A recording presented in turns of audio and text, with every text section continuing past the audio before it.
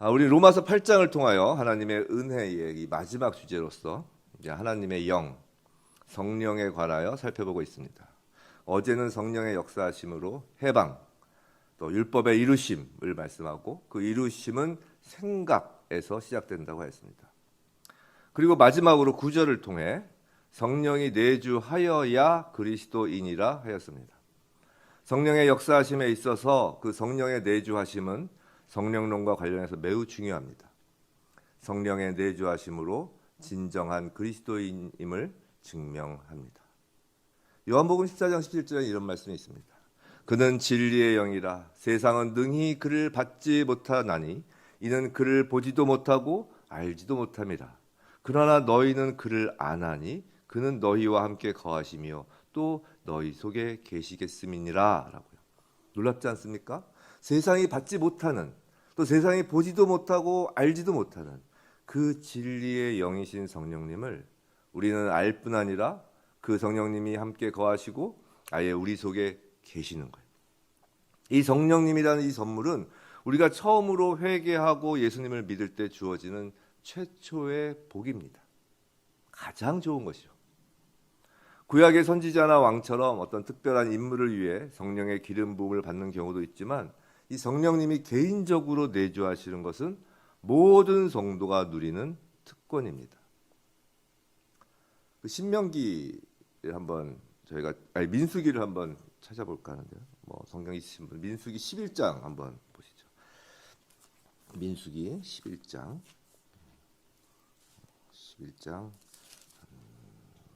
어디부터 보냐면 11장 26절부터 한번 29절까지요. 26절부터 29절. 민수기 11장 214면에 있습니다. 구약. 함께 읽어볼까요? 시작. 그 기명된 자 중 엘다시라 하는 자와 메다시라 하는 자 두 사람이 진영에 머물고 장막에 나아가지 아니하였으나 그들에게도 영이 임하였으므로 진영에서 예언한지라. 한 소년이 달려와서 모세에게 전하여 이르되 엘닷과 메닷이 진중에서 예언하나이다 하매 택한 자 중 한 사람 곧 모세를 섬기는 눈의 아들 여호수아가 말하여 이르되 내 주 모세여 그들을 말리소서.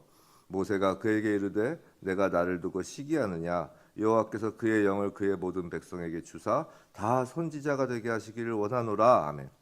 이게 무슨 배경이냐면 쉽게 말씀드려서 모세가 이스라엘 백성을 인도해서 출애굽을 했잖아요. 광야에 있는데 너무 힘든 거예요. 혼자 하니까. 하나님한테 하소연을 하죠. 저 힘들어 죽겠습니다. 그러니까 하나님 그러냐? 70명을 그럼 데리고 와라. 내가 70명에게 나의 영을 부어주지라. 일을 이제 좀 나눠서 하게 이제 한 거죠. 근데 꼭 보면 나오라고 하면 안 나오는 사람이 꼭 있어요. 그죠? 2명이 안 나온 거예요. 어딜 가든지 있어요. 지금 누구예요? 엘닷과 메닷은 안 나온 거예요. 그런데 그 엘닷과 메닷한테도 영이 임한 거예요. 하나님 주권적으로 하시는 거니까. 그러니까 이제 소년이 깜짝 놀래가지고 이제 얘기를 한 겁니다. 그러니까 여호수아도 이제 영을 받았겠죠. 여호수아가 열받은 거예요. 이 둘은 나오지도 않았는데, 그죠? 그러니까 이제 근데 안에서 막 예언을 하는 거예요. 영을 받아가지고 두 사람이 나오지도 않은 사람들이. 그러니까 이제 여호수아가 이제 화가 나가지고 모세한테 못하게 좀 해라. 그 얘기인 거예요, 이게. 그때 모세가 하는 얘기예요. 모세가 그에게 이르되 29절. 내가 나를 두고 시기하느냐? 여호와께서 그의 영을 그의 모든 백성에게 주사 다 선지자가 되게 하시기를 원하노라. 놀랍죠? 우린 지금 모세의 기도가 이루어진 시대를 살고 있는 거예요. 모든 백성에게 그의 영을 주사. 우리 모든 백성, 그의 영을 받은 모든 백성 중에 백성인 거죠. 모세의 기도가 이루어진 겁니다. 그 성령의 내주하심으로 이제 그 결과를 오늘 본격적으로 보겠습니다. 먼저 10절입니다. 10절. 또 그리스도께서 너희 안에 계시면 몸은 죄로 말미암아 죽은 것이나 영은 의로 말미암아 살아있는 것이니라. 자, 몸은 죄로 말미암아 죽은 것이나라고 하는데 여기서 몸은 이제 어제까지는 삭스를 봤죠. 삭스. 근데 삭스와 달리 소마를 씁니다. 이 삭스는 죄로 인해 부패한 인간의 본성을 가리키지만 이 소마는 인간의 신체를 가리킨다고 전에 한번 말씀드렸죠. 이 몸이 죽는 것, 자, 인간이면 누구나 한번 겪어야 하는 육체의 죽음을 말합니다. 현재형 동사를 쓰고 있어요. 누구나 오늘도 몸은 죽음을 향해 가고 있는 거예요. 태어나는 순간부터 말이죠. 하지만 성령의 내주하심으로 이제 영은 산 겁니다. 자, 죄와 의를 각각의 그 원인으로 지금 말하고 있죠. 이건 우리가 본 그 5장에서 아담과 그리스도를 대비한 것과 같습니다. 자, 몸은 아담의 죄로 인해 죽을 운명이 되었으며 영은 그리스도의 의 때문에 살아있는 겁니다. 그런데 성령의 내주하심의 궁극적인 결론은 11절입니다.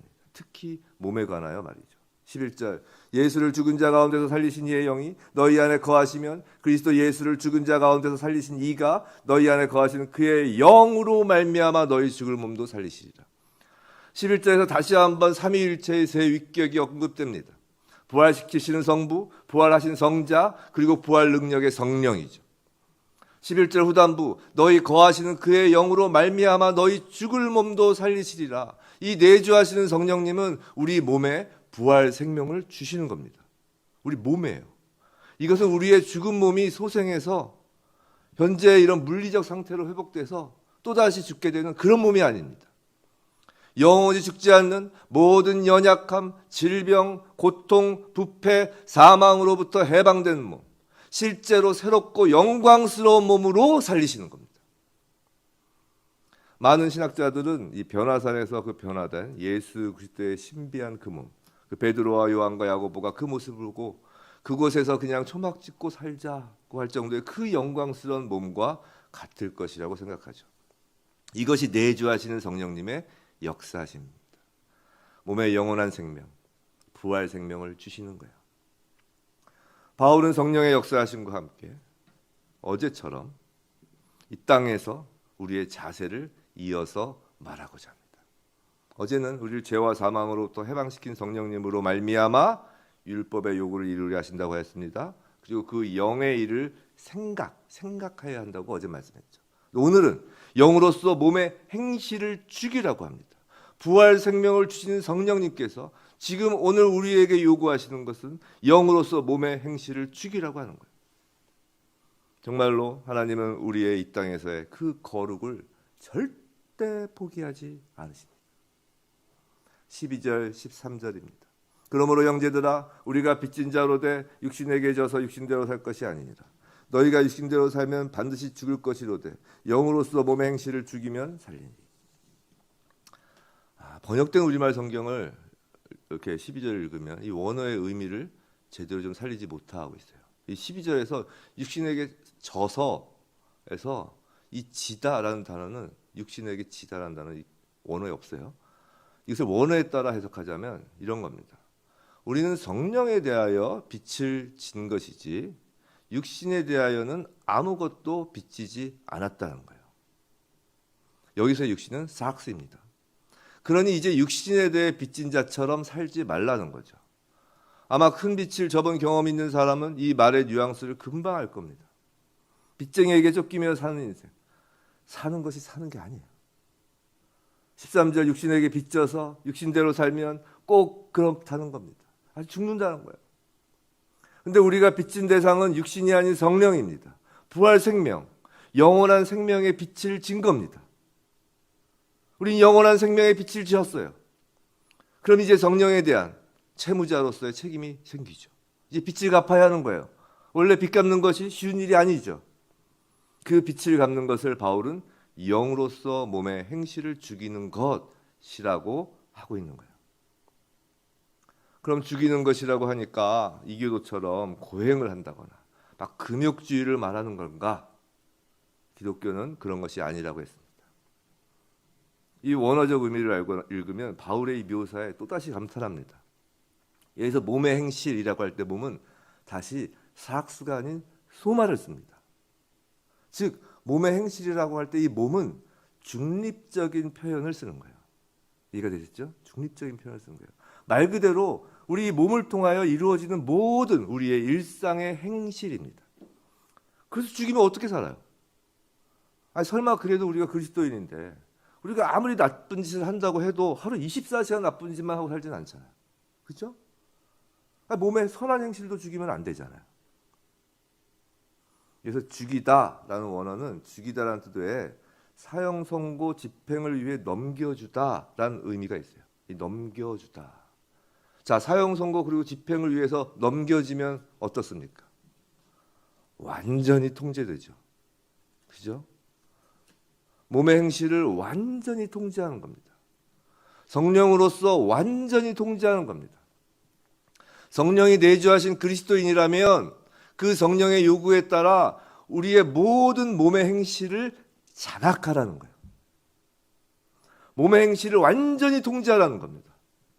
금욕주의가 아니라 악을 악으로 날카롭게 인식하여 죽인다라는 그 표현 외에는 다른 말로 표현하지 못할 만큼 단호하고 철저하게 악을 거부하도록 몸의 행실을 통제하라는 거예요.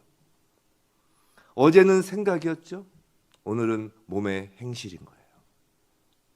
우리가 보는 것, 듣는 것, 말하는 것, 손대는 것, 방문하는 것 등 만일 그 어떤 것을 통해 유혹이 온다면 냉정하게 내 눈을 통제하여 바라보지 않고, 내 귀를 통제하여 듣지 않고, 내 입을 통제하여 말하지 않고, 내 손을 통제하여 만지지 말고, 내 발을 통제하여 가지 말라는 거예요. 예수님이 그러시잖아요. 안 되면 눈을 빼고 손과 발을 자르라고. 이것의 중요성, 단호함을 말씀하신 거예요. 성도 여러분, 우리 신앙생활 가운데 이런 단호함, 죽인다고 표현할 정도의 단호함은 매우 중요합니다. 무엇을 말하는지는 각자 내주하시는 성령님이 알려주세요. 보지 마세요. 듣지 마세요. 말하지 마라. 손도 대지 마라. 그런 곳에 가지 마라. 안 돼! 라는 성령의 음성을 들으셔야 합니다. 우리 몸의 부활 생명, 그 거룩하고도 영광스러움을 소망한다면 몸의 행실을 단호히 죽이는 저와 여러분이어야 한다는 거예요. 오늘 안 돼! 라는 그 성령님의 음성을 따르는 저와 여러분 되기를 주님의 이름으로 축원합니다. 마지막으로 성령님의 역사하심은 우리를 하나님의 자녀인 것을 증언하는 겁니다. 성령의 역사하심의 클라이맥스라고 보아도 좋을 것 같아요. 먼저 14절. 무릇 하나님의 영으로 인도함을 받는 사람은 곧 하나님의 아들이라. 근데 여기서 14절은 13절과 연결해서 이해해야 합니다. 이 14절은 원어에서 또다시 God, 왜냐하면 이란 말로 시작되기 때문입니다. 자, 13절과 14절을 같이 놓고 보세요. 자, 13절 후단 영으로서 몸의 행실을 죽이면 살리니에 대한 근거이자 설명이 되는 구절이 14절인 거예요. 왜냐하면으로 연결돼서 14절에 하나님의 영으로 인도함을 받는 것이 성령의 작용에 의하여 13절에 영으로서 몸을 죽이는 것을 설명하고 있는 거예요. 그리고 14절에 하나님의 아들이라는 이 진술이 13절에 너희가 살리니라는 약속을 설명하는 거예요. 자, 14절에 인도한다라는 것은 이게 마치 관광지의 안내원 같은 인도가 아니에요. 이 힘있게 끌고 가는 그런 의미가 있습니다. 이 성령이 끄는 힘은 강한 힘입니다. 이 13절, 14절을 종합하면 이런 거예요. 마치 부모가 자녀를 양육하는 것과 같습니다. 예를 들면 어떤 가문이 있다고 합시다. 그럼 그 가문의 아이들은 그 집안에 걸맞는 자녀로 성장해야 합니다. 왕의 가문은 왕이 될 자녀로 커야 하는 거예요. 하물며 하나님 나라의 상속자입니다. 그에 걸맞게 키워져야 하는 거예요. 이걸 성화라고 하는 거죠. 이걸 인도한다고 하는 거예요. 몸의 행실을 죽이고 하나님 나라에 걸맞게 생각하고 행동하도록 키워지는 것, 그것을 성령이 인도하신다는 거예요. 하나님의 아들답게 커가는 겁니다. 하나님의 딸답게 커가는 거예요. 13절에 산다라는 것은 단순히 우리가 목숨만 붙어있는 그런 연명하는 것이 아니라 하나님의 아들답게, 하나님의 딸답게, 상속자답게 제대로 사는 걸 얘기하는 거예요. 그럼 이런 질문을 하시죠. 아니, 우리가 하나님의 아들, 딸인 것을 어떻게 아나요? 대체 어떻게 그것을 알죠? 라고 질문하신다면 그 대답이 15절, 16절이에요. 너희는 다시 무서워하는 종의 영을 받지 말고 아니하고 양자의 영을 받았으므로 우리가 아빠 아버지라고 부르짖느니라. 성령이 친히 우리의 영과 더불어 우리가 하나님의 자녀인 것을 증언하시나니. 이 15절도 가르, 왜냐하면으로 시작해요. 이제부터 14절에서 하나님의 아들이라 라고 하는 그 근거를 말하고자 하는 거죠. 왜 너희, 즉 우리를 하나님의 아들, 딸이라고 하냐면, 왜냐하면 너희는 무서워하는 종의 영. 여기서 두려움은 인간을 정서적으로 속박하고 움츠러들게 하는 그런 공포심을 말합니다. 어떤 금기를 어기면 화를 당한다는 그 불안, 신의 노여움을 사 심판당할 것이라는 어떤 공포심, 자신의 행위가 신의 분노를 초래할 것이라는 등의 그런 이유로 노심초사하는 마음, 그런 거죠. 그리스도인들은 그런 인과응보, 업보를 생각하면 안 됩니다. 그런 것이 다 종의 영인 거예요. 우리는 종의 영이 아니라 양자의 영을 받았기에 하나님의 아들, 딸이라는 겁니다. 양자의 영, 여기서 양자는 로마 시대 그 로마서 기록 당시의 양자를 떠올려야 그 의미를 알 수 있어요. 이 로마 시대의 양자는 입양한 아버지가 자신의 이름을 영원히 보존하기 위해, 그리고 자신의 재산을 유산으로 물려주기 위해 의도적으로 선택한 아들이었고, 털끝만큼도 자연적인 과정을 통해 태어난 아들보다 열등하지 않았습니다. 자, 이제 두려움에서 자유로 옮겨진 겁니다. 그 집의 종은 두려움으로 주인을 섬기지만 자녀는 설사 잘못을 하여 혼이 나더라도 자녀인 거예요. 자유롭습니다. 이걸 잘 보여주는 것이 우리가 잘 아는 탕자의 비유죠. 우리가 양자의 영을 받았다는 것을 그럼 또 어떻게 하나요? 라고 질문을 하신다면 우리가 아빠, 아버지라고 부르짖는다는 거예요. 부르짖는다는 거예요. 이건 울부짖다도 될 수 있고 환희에 가득 찬 환호도 될 수 있으며, 슬플 때 아빠 하고, 간절할 때 또 졸어도 아빠 하고, 기쁠 때 아빠 하고, 퇴근하고 집에 돌아온 아빠를 현관문까지 뛰어가 아빠 하고 안기기도 하고, 그 모든 것을 포함하는 아빠인 거예요. 아빠가 자신을 사랑한다는 것을 확신하기에 그 사랑에 대한 자신감으로 전혀 두려움 없이 자녀가 자유롭게 어떤 상황에서든지 아빠, 아버지라고 부르듯 하나님께 아빠라고 부르는 겁니다. 나이가 몇이든 상관없습니다. 하나님과 나이로 견줄 사력이 있나요? 다 어린아이인 겁니다. 이렇게 우리가 아빠라고 부르짖는 것이 16절, 그것이 성령의 증언이라는 거예요. 우리의 영과 함께 성령이 우리가 하나님의 자녀인 것을 증언하는 소리라는 겁니다. 성도 여러분, 하나님을 너무도 자연스럽게 아무 꺼리낌 없이 자유롭게 아빠, 아버지라고 부르짖는 그 소리는 예수 믿지 않는 사람의 입에선 절대 나올 수 없습니다. 성령이 내주하지 않으시면 절대 아빠라고 부르짖지 못해요. 예수님이 하나님을 아빠라고 부르신 것처럼 우리도 하나님을 아빠라고 부를 수 있도록 예수님께서 십자가에서 죽으신 거라고요. 요한복음 17장 16절, 내가 아버지의 이름을 그들에게 알게 하였고 또 알게 하리니 이는 나를 사랑하신 사랑이 그들 안에 있고 나도 그들 안에 있게 하려 함이니라. 요한복음 17장 26절 다시 읽어드릴게요. 내가 아버지의 이름을 그들에게 알게 하였고 또 알게 하리니 이는 나를 사랑하신 사랑이 그들 안에 있고 나도 그들 안에 있게 하려 합니다. 예수님을 사랑하신 하나님의 사랑이 우리 안에 있는 거예요. 예수님도 우리 안에 있는 거죠. 성령이 내주하심으로 우린 그 사랑, 성부 하나님과 성자 예수님 사이의 그 사랑의 관계에서 양자로 들어가 있는 거예요. 예수님처럼 아빠라고 부르는 겁니다. 하나님의 이름은 저희에게 아버지, 아빠가 된 거예요. 성도 여러분, 머리로만 하나님이 아버지구나가 아니에요. 힘드십니까? 기도가 안 나올 정도로 힘들 때가 있나요? 너무 외로우신가요? 세상 속에 혼자인 것 같고 그런가요? 그냥 아빠라고 하는 거예요. 그렇게 부르면 아빠가 위로해 주십니다. 어려운 상황, 힘 빠지고 앞뒤 좌우가 다 막힌 것 같나요? 아빠라고 울부짖으면 용기도 주시는 분이에요. 너무 신나고 기쁜 일 있나요? 사람한테 자랑하기 전에 먼저 아빠를 찾아서 아빠 너무 신나요? 아빠 아빠 하고 기뻐 외치면 우리 아빠 하나님이 같이 춤을 추시죠.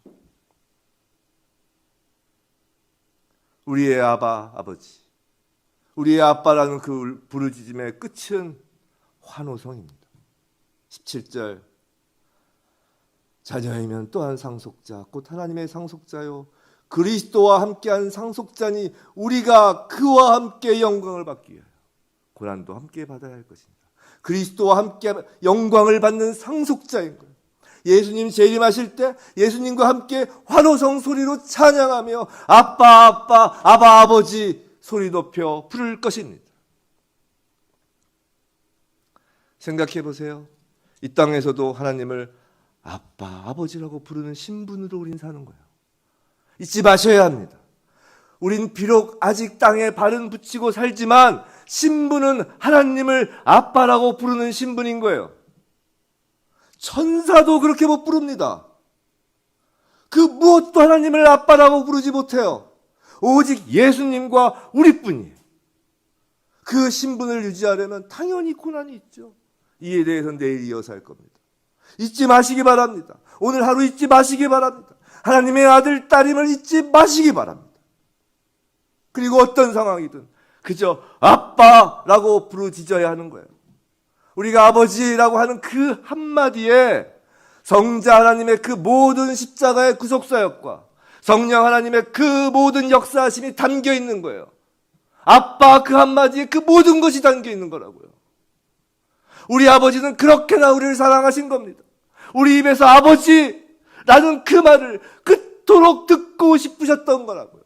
그것이 아버지 하나님의 사랑인 거예요.